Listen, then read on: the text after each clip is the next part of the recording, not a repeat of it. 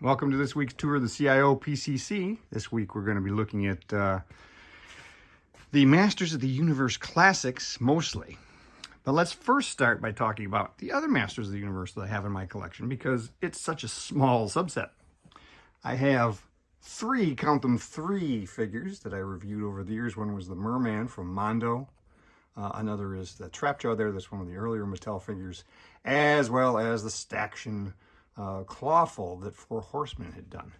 Now, of course, Four Horsemen went on to do the terrific work on Masters of the Universe Classics. And let's start here by looking up on the ceiling. We'll see a lot of the flying figures. Because, you know, what better place to put them? Oh, on there we have the NECA Balrog that I forgot to mention back when I was talking about my Lord of the Rings collection. You'll notice Skelcon is not up there. He's one of two figures that I hope to still pick up to make myself what I consider complete. That includes the Temple Sorceress and Skelcon.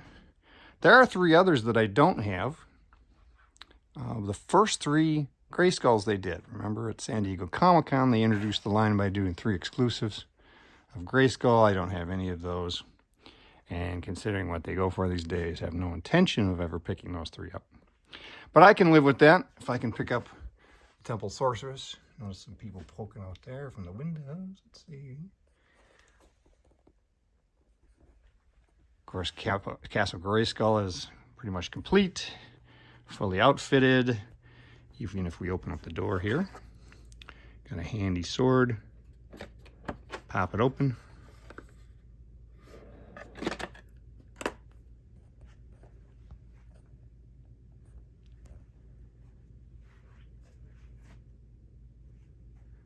The reason this shelf was the top shelf was because I wanted to be able to have someplace tall enough to put Castle Grayskull. It's a fantastic playset.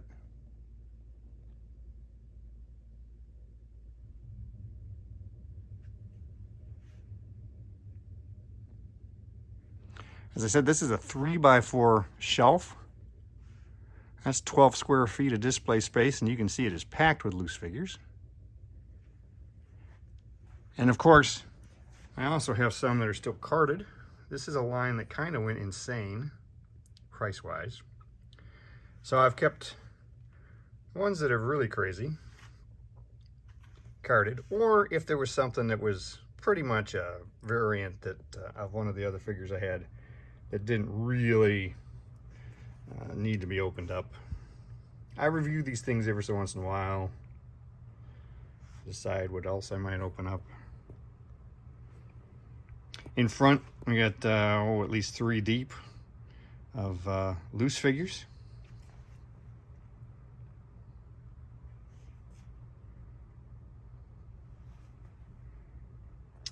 There's the Imp from San Diego Comic-Con.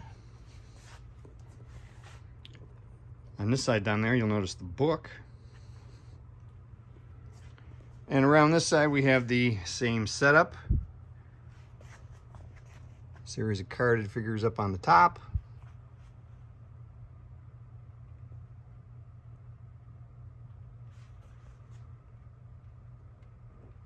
Second row of carded and boxed figures in back. No rhyme or reason the way they, you know, what's in front or what's in back. And then at least 2 to 3 deep on the front of the shelf of loose figures.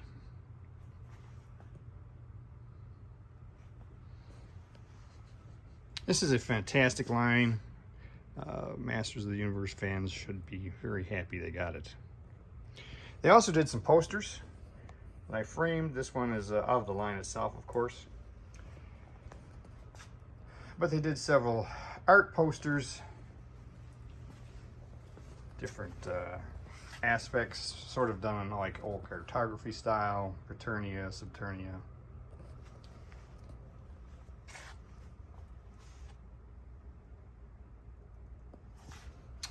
On the bottom of the shelf, I have some more of the carded and box stuff. Actually, all carded or box stuff. That includes some of the larger figures as well as more of the vehicles and some of the box sets that they produced.